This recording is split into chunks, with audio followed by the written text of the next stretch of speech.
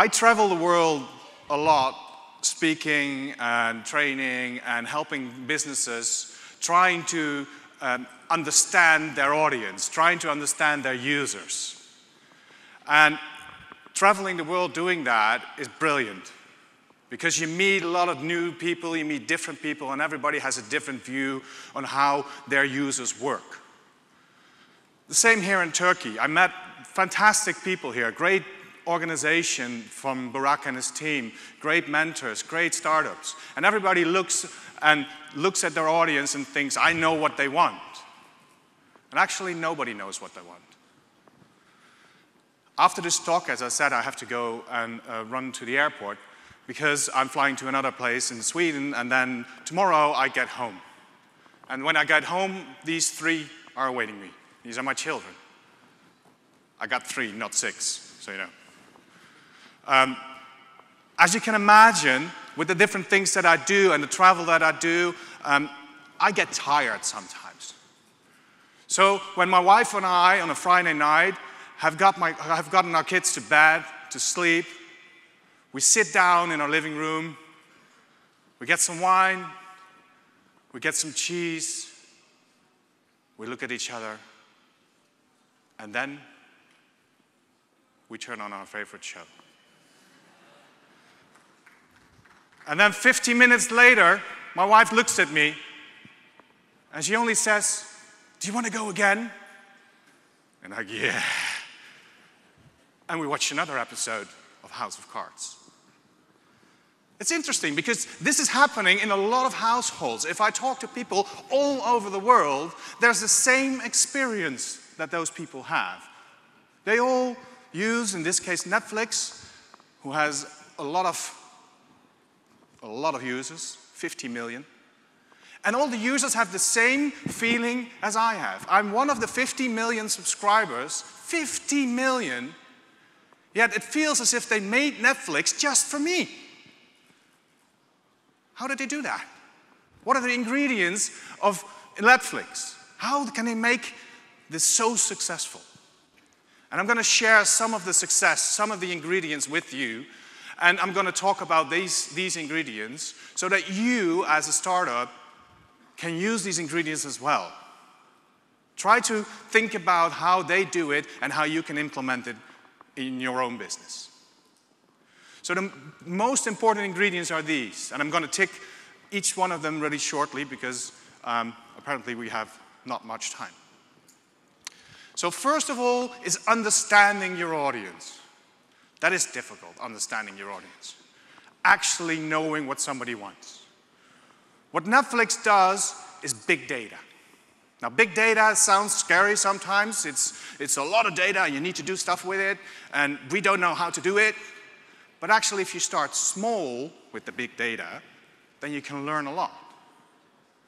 Netflix, for example, knows its users by data. And because they have the data, they're able to give each and every user its own experience. So as Joris Evers from Netflix said to the New York Times, and this was a year and a half ago when they only had 33 million subscribers, there's not one Netflix. There's 33 million Netflixes. And the same goes for you. Every app you make, that's not one app. It's the amount of apps of your users. So how well do you know your audience? How well do you know your users? Most likely, not enough. You really need to try and get an understanding of your audience, your target audience.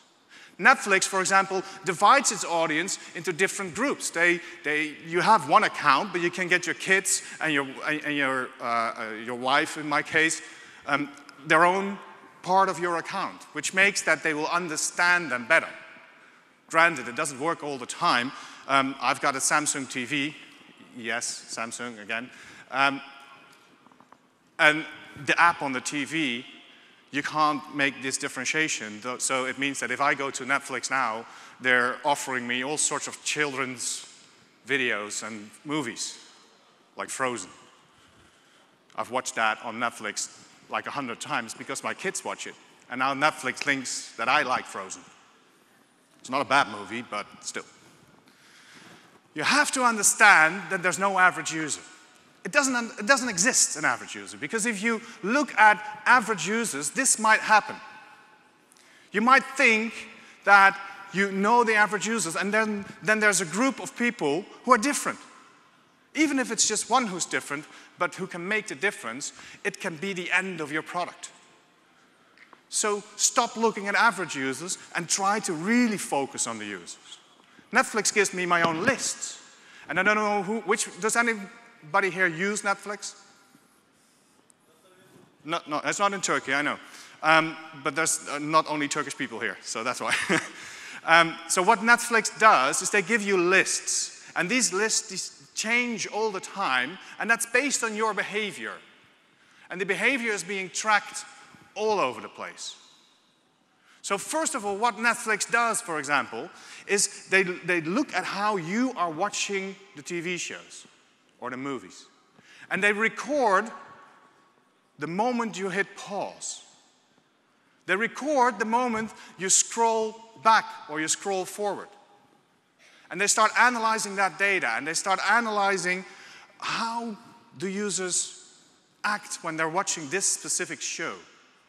And they actually found, I don't know if you know the show, the Orange and Black, Orange is the New Black, there's a lot of sex in that show. And they found that a lot of people hit the pause button just after a sex scene. And then they scrolled back and watched it again. It's funny, but it also is useful, because Netflix, with that, can make their shows better. Because they don't just show us shows, they create their own shows as well. And based on this data, they're improving their shows. So you really need to understand your target audience. Not just a little bit, but really. And Netflix takes it a step further. So remember that they paused the button, they recorded the pause button. What they'll also be doing at that point in time is they're looking at social media. And they're looking at the users. Are they sharing? And how did they behave when they were at the specific point of the show? And when did they tweet? When did they decide to get social media involved into their viewing experience? They record every data, not just on their own data, but very importantly also on somebody else's data. So it's not just about your own user statistics, because that's just a fragmented part of what you have to be looking at. You have to be looking at the full picture. Get the 360-degree view on your audience and go outside of your own product as well. Next is addictiveness. Now, it's a really strange thing with Netflix that me and my wife and many others in the world can't stop watching Netflix. There's actually a girl in the US, she wrote a post on this on her personal blog, how in a weekend she watched 8 days worth of content on Netflix. It's like, how's that possible? She just kept watching it all the time. She couldn't stop watching it. So it's very addictive. You want to watch more. How do they do that? First of all, they use the right people. The TV show House of Cards wasn't just made out of like, okay, so maybe that could be a success. Netflix analyzed the data. So they started to look at different aspects of the show. So this is from the New York Times. The New York Times actually wrote an article on this, so you can find it on their website. What they did first is they had the show in the UK, so they knew that there was some sort of success with the show because people liked it. But then they looked at the American version. And as you might know, I do a lot of international traveling, so I know you can't copy one thing from one country to another country because then people won't just accept it. So if you would create the British show, recreate it in the US and do exactly the same, it would probably not be picked up. So they looked at the show, and then they looked at data on Netflix, so who is a popular actor, and they found, actually, Kevin Spacey to be the one who had to play the lead role, based on data. Not the fact that he's a good actor, it helps, but he was selected based on data. Same for the director. The director, David Fincher, is also the director of The Social Network. He was the one who had to make it, because he knows how to speak to the audience that Netflix wanted to reach. So they used the right people. They also use exclusivity. The fact that Netflix has its own series makes it different, makes it exclusive for me. I can watch it and somebody else can't. That's cool. The own series behind the paywall makes that people like it more. It's a simple psychology thing. They also have something special. In the case of Netflix, they've got shows that you can watch the entire season at once. So if you're building an app, or if you're building a program for whatever, or whatever you want to build, make sure that you create something special that others don't have. And look at the users to create that special element. It's about you, not about, it's about your audience, not about you. So you might have a good idea, you might like your own idea. If your audience doesn't like it, if your user doesn't like it, you're screwed. I was almost going to say fucked, and I can do that now, I understand, but you're screwed. Let's keep it at that. So don't look at your product as it's only my product and I'll decide what to do with it. It's not your product. It's your user's product. Netflix understood that and gives people their own device where they can watch it on. So they're not giving away devices, but they stream it on every possible device. That's what users want. Now the last part is contagiousness. So how do people talk about this?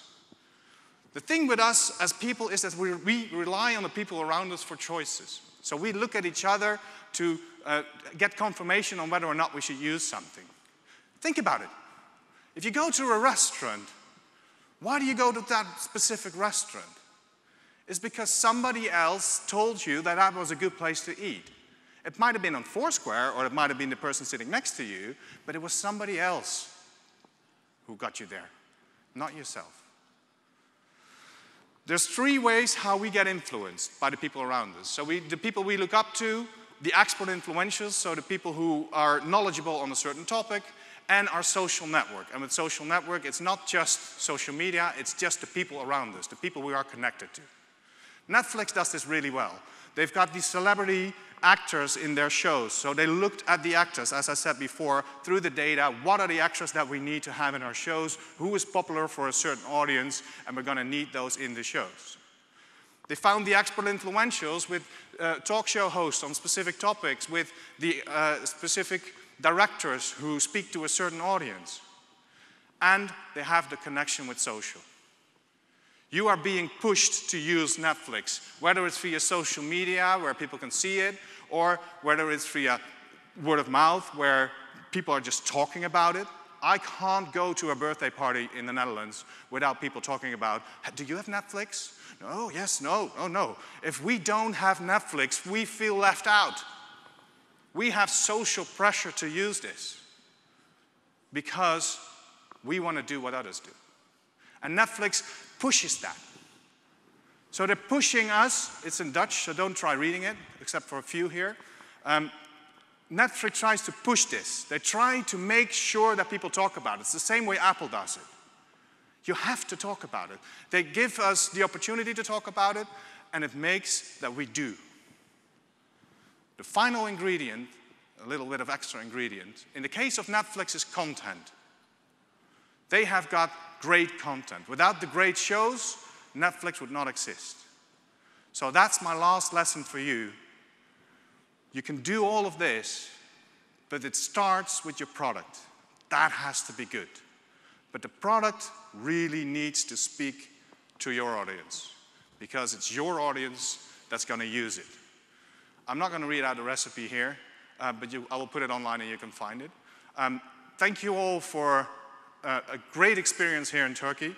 And please make brilliant products, and please listen to your users. Thank you very much.